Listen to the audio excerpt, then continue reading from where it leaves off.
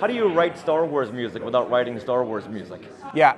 Okay. So, I actually think what Nick did on season 1, and I think okay, I'll preface this by saying I think the show lends itself to using, let's say, non-traditional John Williams Star Wars music because in my opinion, I don't think the show needs Star Wars to work on its own, if that makes sense. So I think the story works on its own if it was taken out of the Star Wars universe, and then on top of it, they took a lot of Starwellian elements out. So you don't get you get one Force element ever. You get no lightsabers and all these things. So it helps give you a slightly, it gives you a playground that's a little bit more open to exploring new area. And then Nicholas Britell and Tony Gilroy in season 1 had kind of cracked the code in terms of it being maybe a little more industrial because it made sense for Ferrix and so I got to run with that, but then segue it into more orchestral over the whole season, so it could bump into Rogue One seamlessly.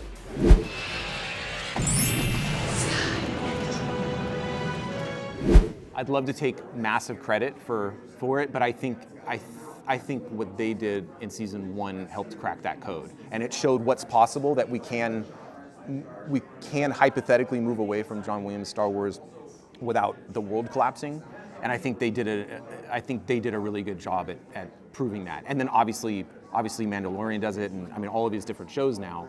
But early on with Rogue One and Andor, that was not a fun task because Star Wars without John Williams it's like marathon with no legs. It's so yeah. The fanfare at the end of the end credits of the last episode of Andor, was that you guys, or was it tracked in directly from? No, we re-recorded it.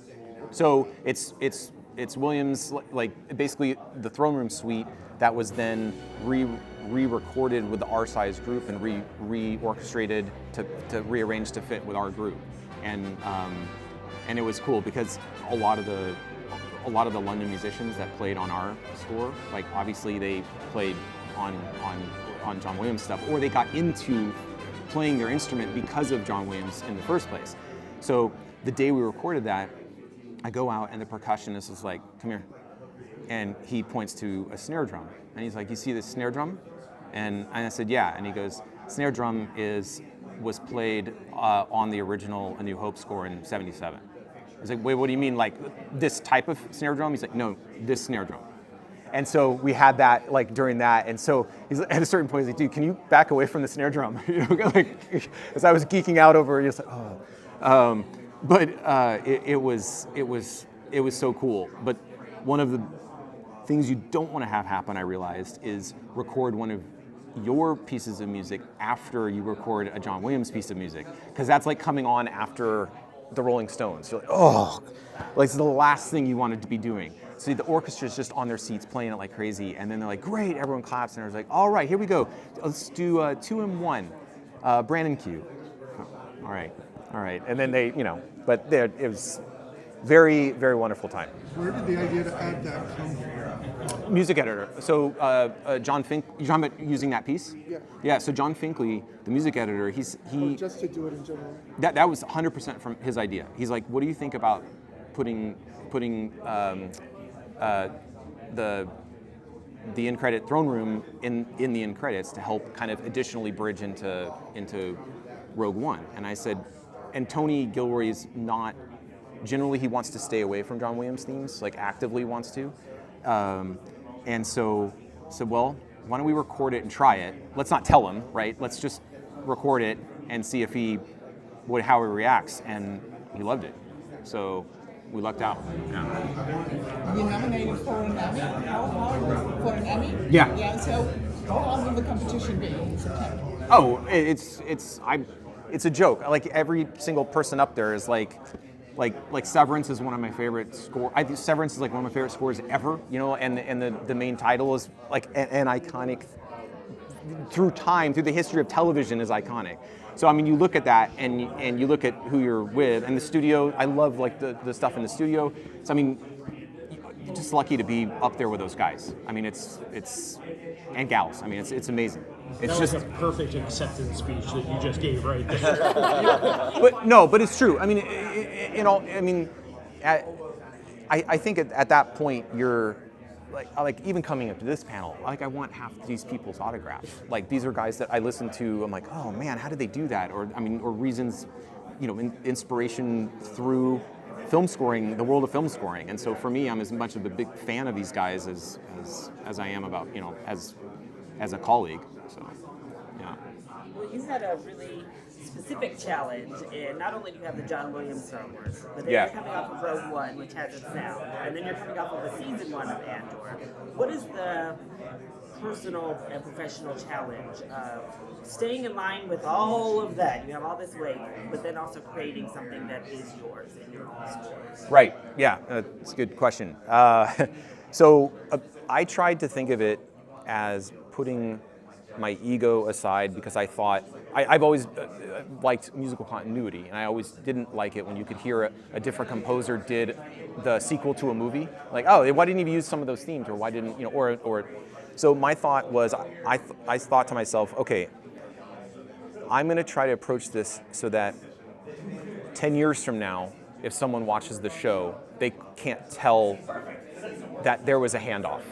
So, because I don't want them, no one's going to care about me, but they will care about the show having musical continuity. And so I tried to approach it like that. And you have your little ego moment, right? But you put it aside and you think, but then to my great benefit, there were a lot of new themes that had to be composed. Star Wars has different planets, and every one of them needs a theme and a vibe. So I was lucky on that front. But then the story blossoms and gets bigger, so I got to contribute a lot. And then whenever Nick's themes made sense to put in, I used them and never thought twice about it because it worked perfect. The challenge, though, is sometimes you're brought in to replace somebody because it didn't go well, right? It's a whole nother ballgame to come in and replace somebody when they're like, we love what the last guy did. It's amazing. Don't screw it up. And so that was a challenge in itself, kind of getting over that fear of following up an iconic film score and a beloved composer, and then just kind of putting the big boy pants on and being like, you just got to put your nose to the grindstone and just start writing and get over the fear. Can you speak to the development of the gourmet national anthem? Yeah, that's all Nick and Nicholas Britell and Tony Gilroy way before I was even on the project, before they even started shooting. So they wrote the national anthem together, and then they had to rehearse it, obviously with, they had to have it translated into the Gore language, and it's legit. It's like legit translation. And they then had to rehearse it with all the extras. They had to rehearse it with like main cast, so they could sing it out there in the square, right?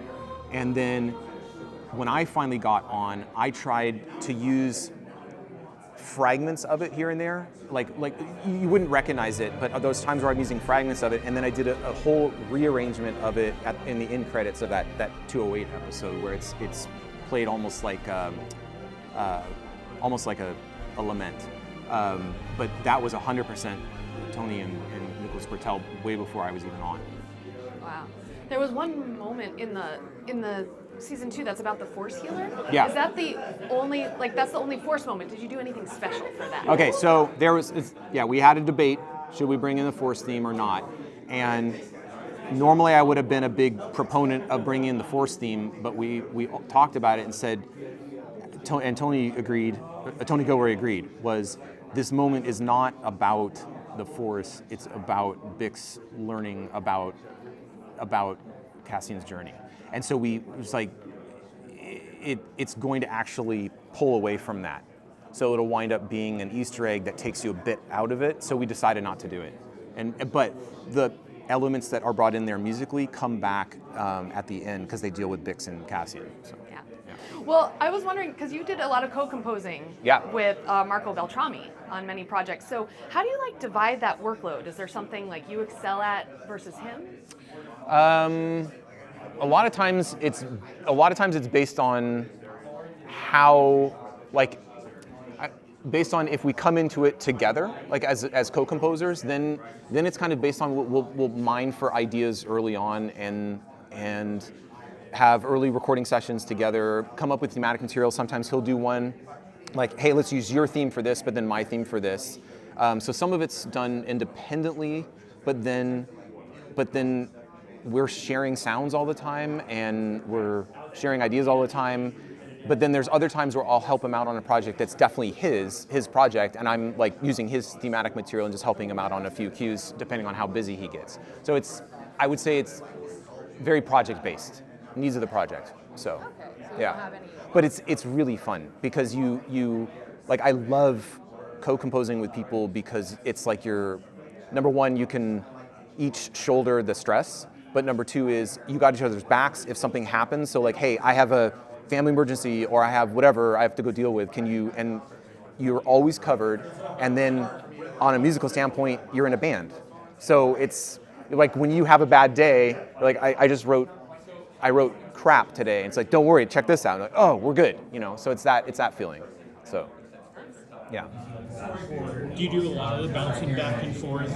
I've talked to other composers that when they're co-composing, it is, you know, somebody has one chord and then the other person can take that and turn it into a whole song. Is that Right. something that you're good at, or do you really work on your own, just kind of get input? It's I would say we tend to be working on our own thing, or our own, let's say our own scene, but we bounce it off each other to get input on if something's dramatically working. And then they might have a suggestion of, hey, use this sound or try this, and then you go back and work on it, or I'll go back and work on it, or he'll go back and work on it. But I mean, most of the time, I mean, it's Marco Beltrami. I'm going to ask him what he thinks, and occasionally he asks me what I think because he's normally right. So I mean, it's for me it was great for him to finally start thinking of me in a co-composer way. So I try to respect that as we move forward, even if we're co-composers generally with his experience. I mean, it's like having a mentor that's also your partner when we're on those films. So Thank you so much. That was yeah, great. thank you guys. Thank you very much. And then for a sound and video test, can you give us your best wrangler? Use the hands. Use the hands. Hey, look at those names to the left. They are part of the Skywalking Force, our Patreon. Become a producer yourself and check out all the Disney Plus themed bonus content available depending on the level you subscribe. Become a member of the elite Skywalking Force at skywalkingforce.com.